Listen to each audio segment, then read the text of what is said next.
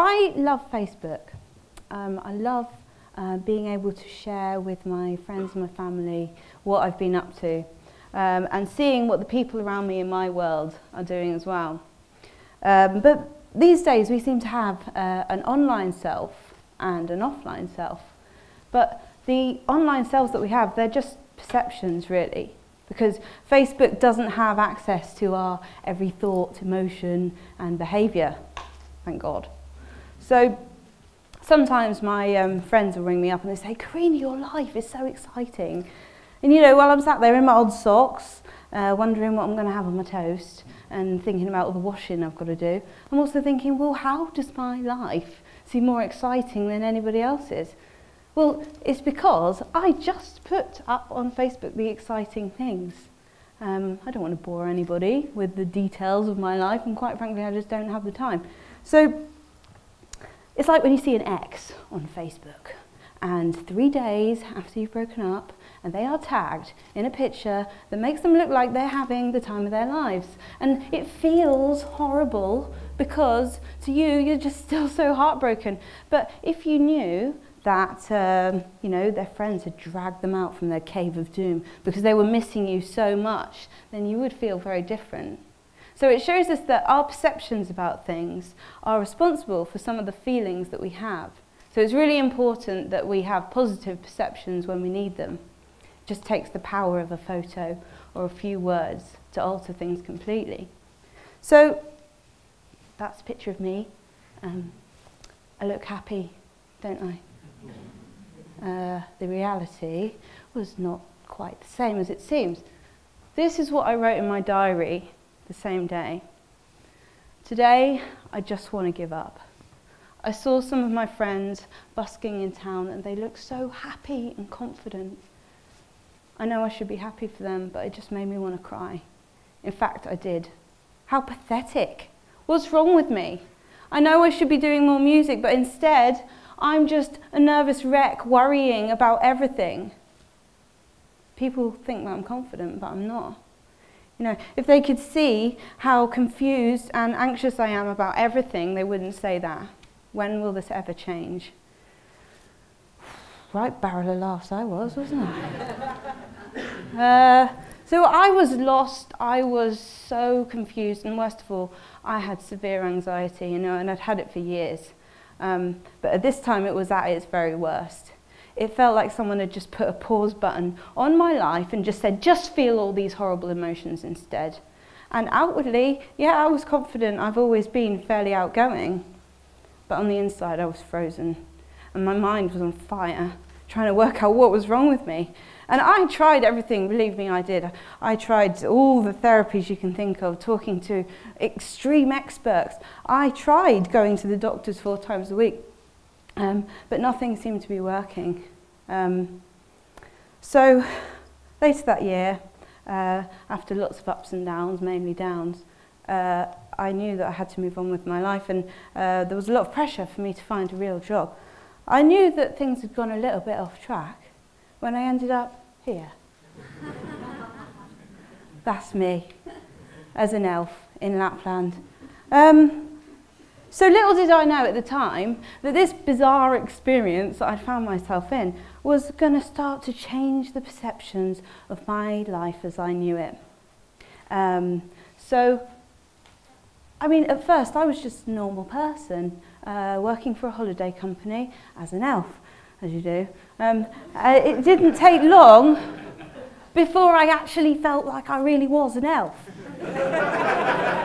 You know, the thing, while my friends at home were putting on their normal clothes and getting the bus to work, I was putting on layers and layers and layers to stop me from getting frostbite. And I was getting a snowmobile to work, riding through a forest to a log cabin that was lit by lanterns. And our job was to play and dance in the snow and bring children to meet the real Father Christmas. And it was magic.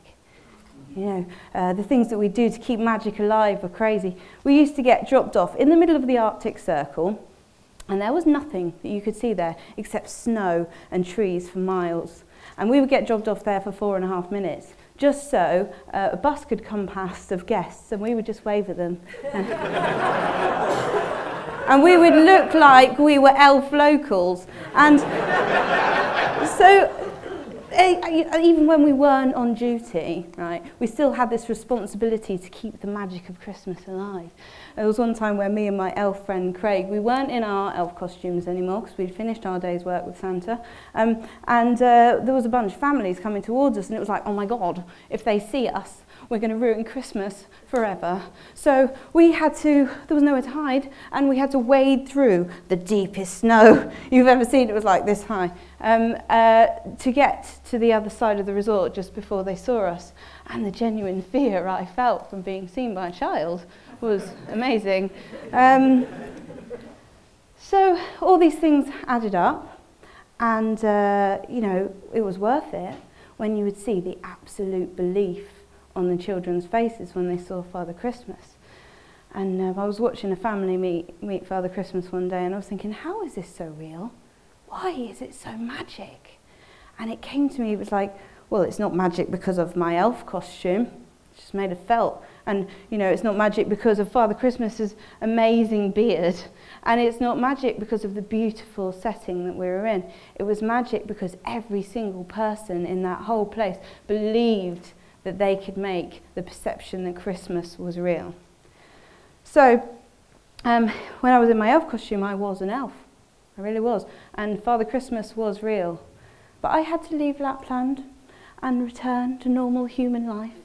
But I wanted to bring some magic home. So now, I can see that since then, I've been on a journey, process of changing the perceptions of everything in my life that I had previously seen as negative. There was a lot of ups and downs, but I took the idea that if I wanted a positive belief about my future, and if I wanted it enough, then I could make it happen.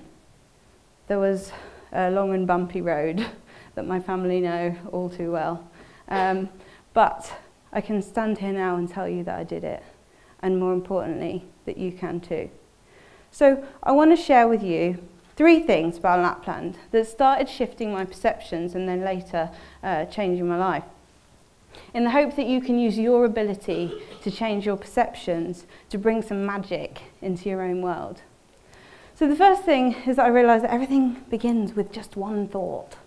Just one. Someone thought of the idea that they could make Christmas in Lapland real, and they took all the tiny weeny baby steps, some of them very long and boring, to make it happen, and it did.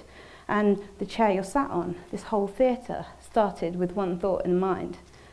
And so I was thinking, well, how can I make my own life magic? What do I want? And before I went to Lapland, I perceived my mind as the thing that was holding me back. The thing I hated the most was my mind. It was coming up with all these things, like, what if you die of a horrible illness that you don't know what it is yet, but you're going to die of it? What if you never have enough money? What if you never stop worrying and you always feel like this? And so I felt horrible because my perception of my future was so bad. So it wasn't until in Lapland when I started thinking, well, what do I want? When things started to change. So flash forward to now, and since then I moved to Brighton to focus on my music. Last year I released a single that was played a lot on BBC Introducing. I live with people who make me laugh all the time, and generally surround myself with people who make me feel good, and if they don't, then I just don't talk to them. And so my whole world has changed, and it started with a single thought. So what are you imagining? Are you imagining a future that makes you feel good, or a future that makes you feel negative and scared and trapped? Because I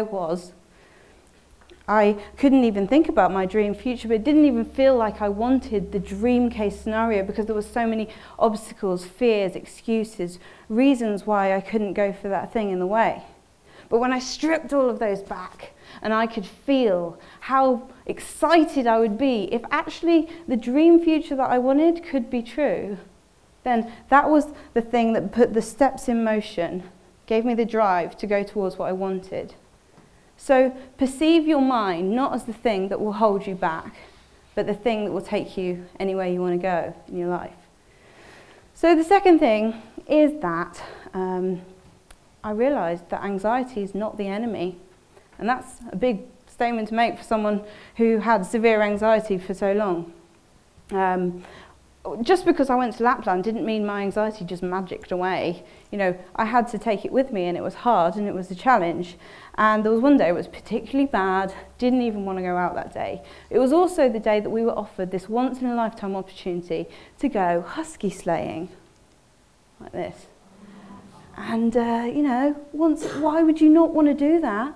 But for me, I was going, whoa, that is dangerous, you know. Why would I want to do that? And I didn't understand why I was thinking like that, because, you know, everyone else was just getting on with it and having a great time. It got closer and closer to my turn. I didn't tell anyone, but internally I was having a bit of a panic attack. And I was just going, oh my God, and it got closer, and more tension built up, and at some point something in me just went, oh, anxiety, whatever. And I got on this sleigh, and I let these crazy dogs take me around this forest with no idea where I was going or when I was coming back. But guess what? It was one of the best experiences of my life, because I let anxiety be part of the experience. I took it with me and embraced it for what it was.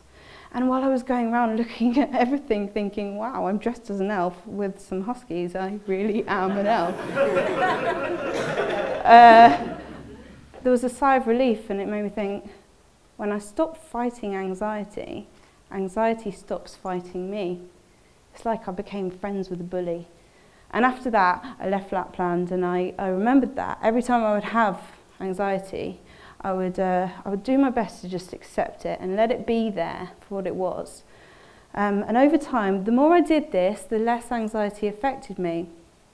And it even got to the point where now I can actually be grateful for anxiety, because it keeps me alive. It got so much less in my experience of everyday life that it only comes up when I need it, so I can trust it like it's my best ally. And it took a lot of practice and patience, and I had to be very patient with myself, but it's the best and my most favourite perception shift in my life is that now anxiety is something that I'm very grateful for. We need it to be alive. If we didn't have it, I'd probably try and pat a lion on the head while it tried to eat mine. So, yeah. So let's go back to that picture. Yeah, I look like I'm having the best day of my life, don't I? Well, actually I wasn't. I was so happy because it was nearly over. Basically, it was -30 that day, and I forgot my glove. Ugh! The most stupid thing you can do in -30 is forget your glove, and I felt so stupid that I didn't tell anybody, which was even more stupid. And I got on with it, and I was trying to be this happy elf, you know, dancing around in the snow. My face stuck like this because it was so cold, and it was the fakest smile you've ever known, because I was looking at my hand thinking, oh my God, I'm going to lose my hand today. I've got frostbite, I'm sure of it. And it hurt so much that it made me cry, and the tears on my face turned to ice. And eventually, my boss, thank God, brought me into the warm, and it was like I had an elf tantrum. I was like, get me out of here, I don't want to be an elf anymore, get me on the next flight, I'm done. You know, that was the time in Lapland for me had come to an end. And eventually, she calmed me down, and she said to me, you've got to stay, more than anybody, really. And she could see I was having an emotional battle as well as a physical one. And she said, you're going to be so proud of yourself when you finish this. And she was right. That terrible day taught me to look for the good in every situation. The good being, well, I got a good story out of it. And also, I realised that I was stronger physically and mentally than I thought I was. So I left Lapland with some new ideas, and you know, I wasn't completely okay. In fact, it took a long time, but all of these things I kept using and repeating them over and over again. I think Socrates kind of sums it up when he says, the secret to change is to focus all of your energy not on fighting the old, but on building the new. And that's pretty much what I did.